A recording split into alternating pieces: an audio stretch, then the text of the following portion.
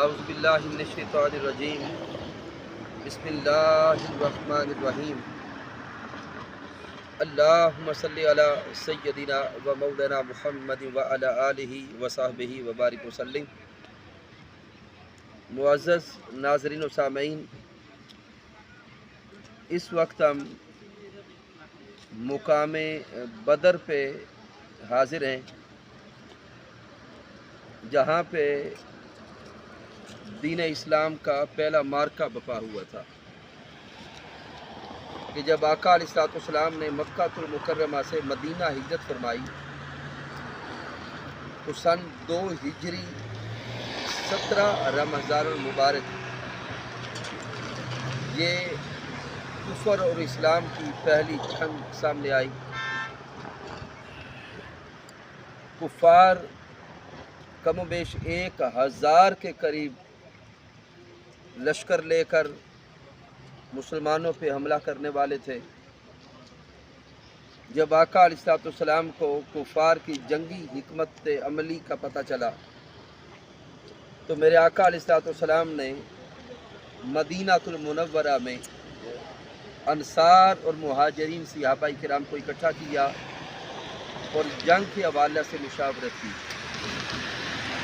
جمیع مہاجر صحابہ کرام نے قربانیوں کی یقین دہانی کروائی۔ انصار صحابہ حضور کی بارگاہ میں عرض کرتے ہیں کہ سونے آقا، ہم آپ پہ ایمان لائے، آپ کی کتاب پہ ایمان لائے، آپ کی نبوت پہ ایمان لائے، اب ہم دل و جان سے آپ پہ قربان ہیں۔ سبحان اللہ۔ ہم آپ کے ساتھ انشاءاللہ تعالی ہمیشہ قائم اور دائم رہیں گے، اور اے محبوب کائنات، اگر آپ ہمیں سمندر میں بھی چھلانگ لگانے کا حکم دیں گے تو ہم سمندر میں چھلانگ لگا دیں گے۔ تو آقا علیہ السلام جمیع صحابہ کرام مہاجر اور انصار کے اس جذبہ اور اس محبت و عشق کے ساتھ پھر جنگ کی تیاری کرتے ہیں۔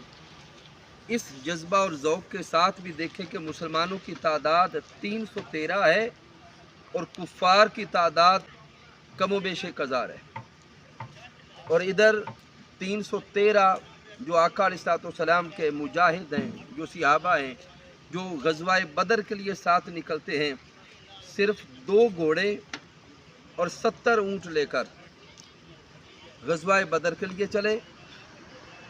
ان 313 میں سے کسی ایک کے پاس بھی جنگ کا مکمل ساز و سامان نہیں، اور کفار جو 1000 کے قریب آ رہے ہیں، ہر کسی کے پاس جنگ کا سارا سامان موجود ہے۔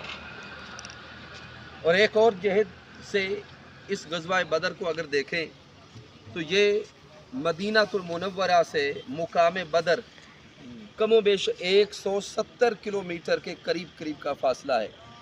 ہم جب سفر کرتے آئے تو ایک لمحہ یہ سوچتے آئے کہ آج کا جدید دور ہے، سڑکیں بن چکی ہیں، گاڑیاں ہیں، اس کے باوجود سفر آسان نہیں، تو آقا علیہ السلام اور صحابہ کرام نے یہ سفر کیسے کیا ہوگا، محبوب کائنات نے یہ سفر کیسے طے کیا ہوگا۔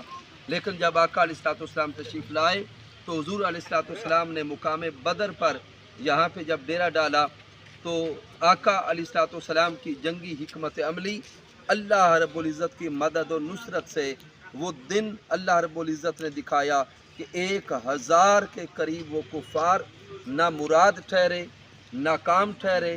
کفار کے بڑے بڑے سردار جو تھے وہ اسی غزوہ بدر میں مارے گئے، یہاں تک کہ آقا علیہ السلام نے جب غزوہ بدر بپا ہونا تھا، ایک رات پہلے میرے آقا علیہ السلام نے نشانات کھینچے، لائنیں کھینچ کے میرے آقا نے فرمایا یہاں پہ فلاں کافر کی لاش پڑی ہوگی، یہاں پہ فلاں کافر کی لاش پڑی ہوگی۔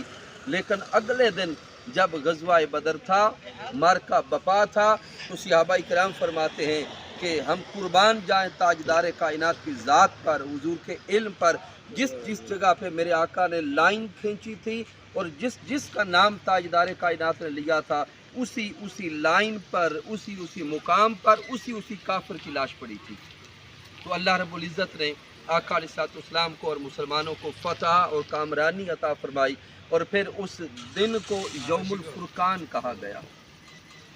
अल्लाह रब्बुल इज़्ज़त की बारगाह अक़दस में दुआ करते हैं कि मालिक कायनात हमें महबूब मुकर्रम ताजदार कायनात सल्लल्लाहु अलैहि वसल्लम के साथ हकीकतन ताल्लुक़ हुब्बी और ताल्लुक़ इश्क़ी अता फरमाए। अगर सिर्फ ग़ज़वाए बदर के ही वाक़यात को छेड़ें तो लंबी फहरिस्त है वाक़यात की, वक्त कम है, सिर्फ एक स्केच और खाका देना मकसूद था।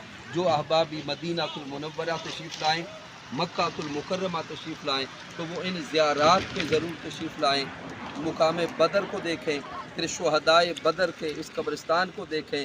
14 सहाबा किराम ग़ज़वाए बदर में शहीद हुए, उनके नाम ये आपके सामने हैं, यकीनन समझ आ रहे होंगे, पढ़ने को आ रहे होंगे। तो अल्लाह रब्बुल इज़्ज़त इन सहाबा किराम के सदक़े और जमी सहाबा किराम के सदक़े, अहले बैत मुस्तफ़ा के सदक़े हर किसी के घर में रहमत और बरकत अता फ़रमाए। वस्सलामु अलैकुम व रहमतुल्लाहि व बरकातुहू।